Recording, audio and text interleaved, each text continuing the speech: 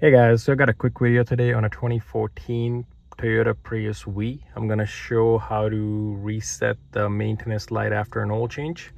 Very simple procedure. This one works for this kind of display right over here, not the colored one. First thing we're gonna do is turn the ignition to the on position. Then we're gonna use that trip button till it gets to this trip A right over here.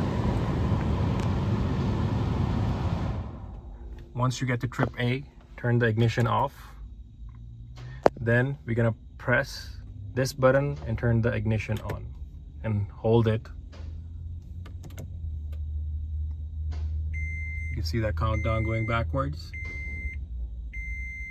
That means the light's been reset. You can always double check it by starting the vehicle,